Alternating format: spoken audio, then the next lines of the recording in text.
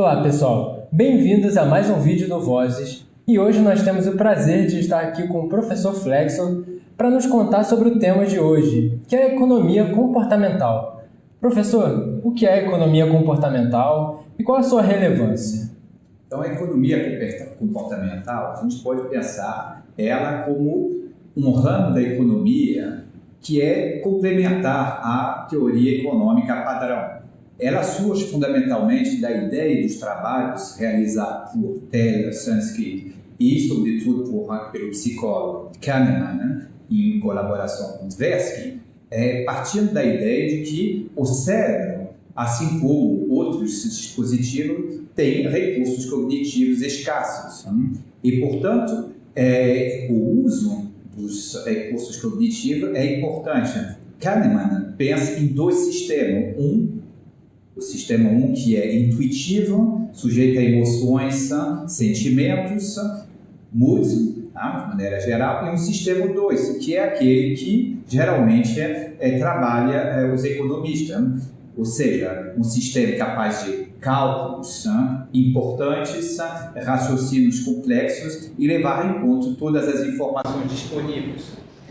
No dia a dia, o importante é reconhecer que o sistema 1 opera de maneira importante e, portanto, muitas das decisões que os agentes econômicos, como as pessoas normais, fazem, são muitas vezes não raciocínios complexos que usam todas as informações. Eles usam atalhos cognitivos para facilitar a tomada de decisões.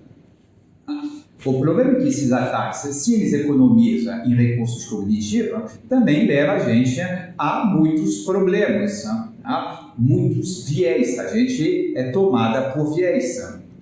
Viés de representação, ou seja, a gente dá muita importância a um pedaço de informações, viés de availability, ou seja, de acesso, ou seja, a gente vai sempre buscar no nosso caso de tomada de decisões algumas informações que são fáceis de achar e vocês não levem com todas as informações disponíveis, E tem uma série de outros viés de afeto e tudo mais.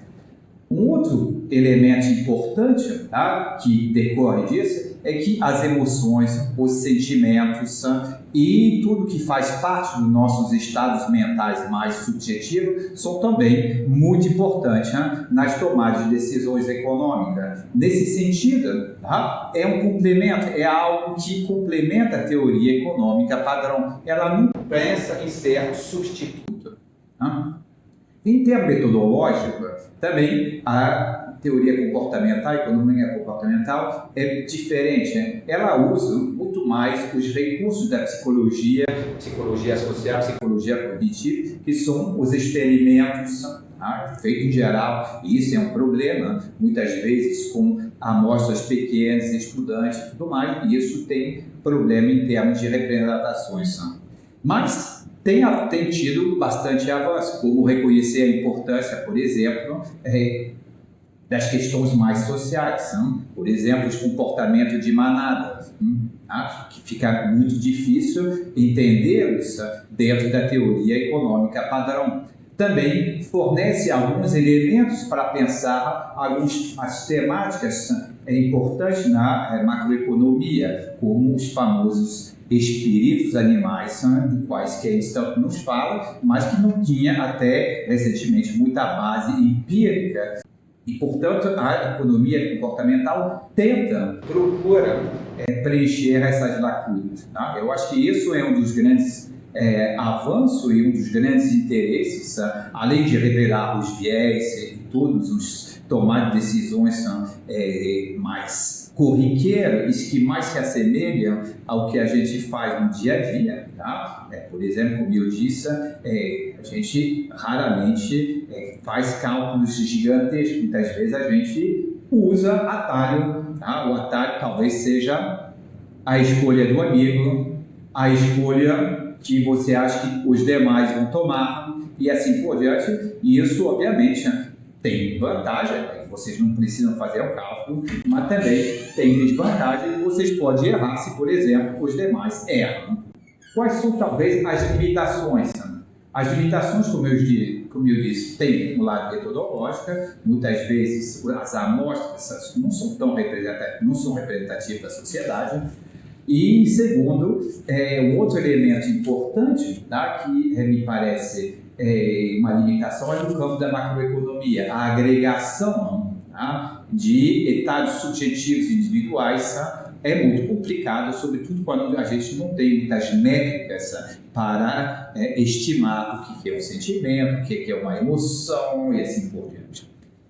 Mas, para finalizar uma nota mais positiva, talvez um dos campos onde elas podem, a economia comportamental pode ser de uso benéfico é no campo das políticas públicas. Sabe? Se, por exemplo,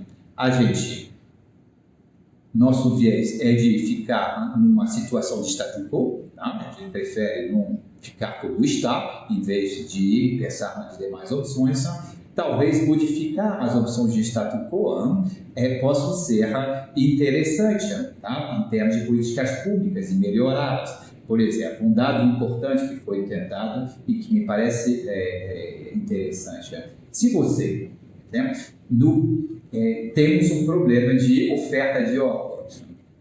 Se o status quo não oferecer os órgãos das pessoas que morrem, é uma coisa. Se o status quo oferecer, certamente a oferta de órgãos irá melhorar. Da mesma maneira, os poderes públicos podem regular melhor práticas empresariais. Se o status quo, por exemplo, fazer com que a assinatura seja renovada automaticamente, é uma coisa. Se o status quo fazer com que a renovação não seja automática e que ela implique uma escolha do consumidor, o resultado também será outro. Portanto, entendendo melhor como funciona o nosso cérebro, como as pessoas tomam decisões na vida real e quais são os vieses e erros que eles cometem de forma sistemática, pode ser de bastante utilidade para melhorar a eficiência das nossas políticas públicas. E é algo que, a princípio, todo mundo deveria desejar. Obrigadíssimo, espero encontrá-los em breve. Professor, muito obrigado pela sua participação, pela sua aula aqui para a gente. Foi um grande esclarecimento e meus parabéns. Então, pessoal, depois dessa aula maravilhosa, por favor, curta, compartilha, para que esse vídeo possa chegar ao maior número de pessoas possíveis e que nosso objetivo de compartilhar esse conhecimento de economia possa expandir cada vez mais. Nós trazemos aqui professores, com conhecimento muito grande para dar uma aula para vocês aqui. Então, por favor, se inscreva e compartilhe.